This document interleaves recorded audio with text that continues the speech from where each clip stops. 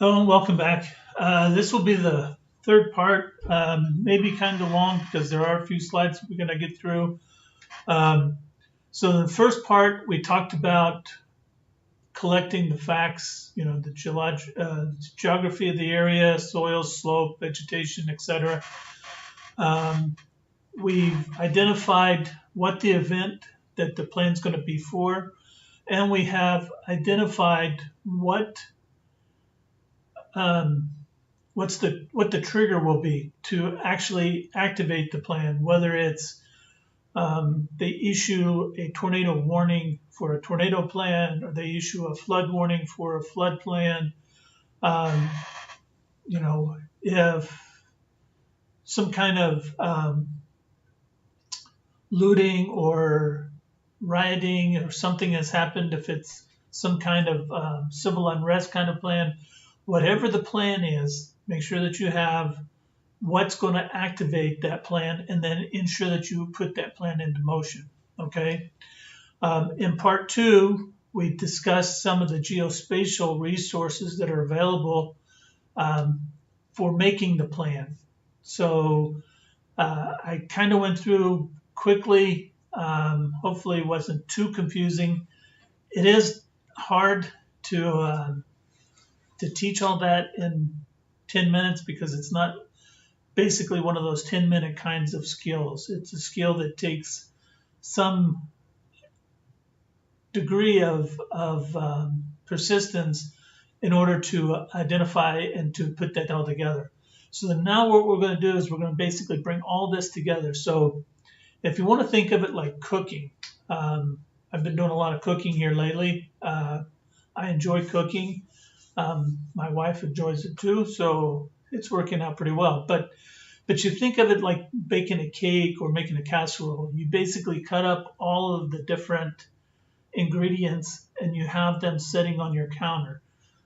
Basically, that's where we're at right now. We've cut all the ingredients. We've chopped the potatoes, we've chopped the carrots and the corn and all that stuff. So everything is now sitting in the bowls, ready for us to mix it together and put it in the bowl. And then we're going to put it in the pan so that we can actually cook this thing. All right, so in the plan, and I'm going to apologize now because I will be looking at my other computer somewhat, so I'll be looking away from the camera. But I'm trying to go through some of the things that I've already identified to make sure that I cover all the aspects. Okay, so again, as I said, now that we have everything, we're going to start the mixing. We're going to start putting in to combine the ingredients. So first thing we're going to define is what the situation is.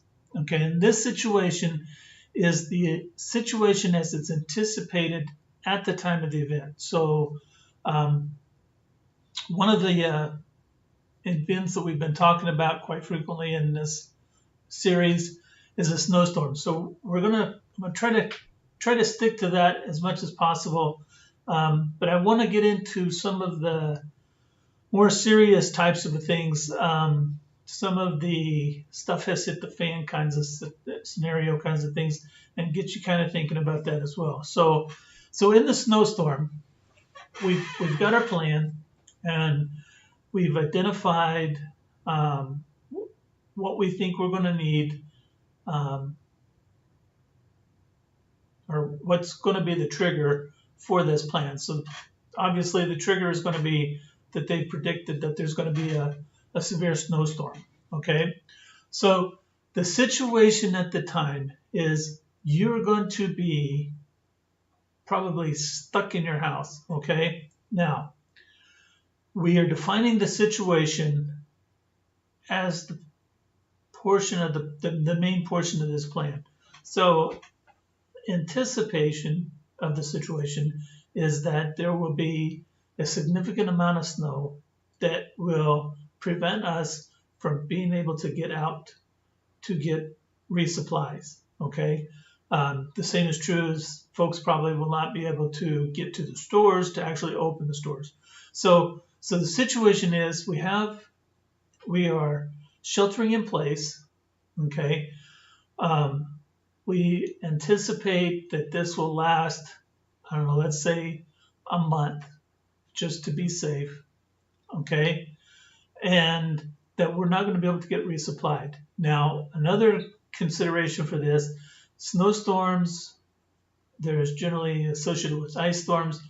Snow and ice usually wind up with power outages, okay? So part of our situation is, let's put in here that the power will be out, okay? I'm going to try to remember to come back to some other aspects towards the end of this.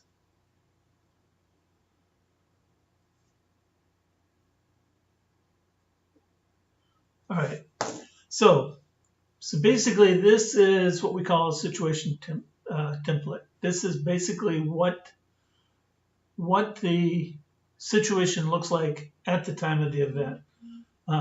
We want to be as specific as possible in here, and that's why I kind of labeled off those. Now, there's a lot more things that could potentially be going on, okay? The other thing that we want to consider is, what is the likelihood of this? Now, depending on where you live, the snowstorm may not be the situation that you're planning for, but you need to evaluate whatever it is that this plan is for and what's the likelihood. Now, for example, in the state of Kentucky and in Somerset, Pulaski County specifically, its tornado index is 74, which is higher than the United States average, and it's also one of the highest in the state of Kentucky. So the likelihood of a tornado being here is fairly high. Now, USA.com, I believe it is a website that you can go to, and it talks about different natural disaster events, and it gives you an index as to what the likelihood, based on the national average, based on the state average by county. So that's one of the places that you can go to. Now, some events are probably not going to be covered. That's something that you're just going to have to kind of figure out on your own, or you can contact us and we can help you to figure it out, okay?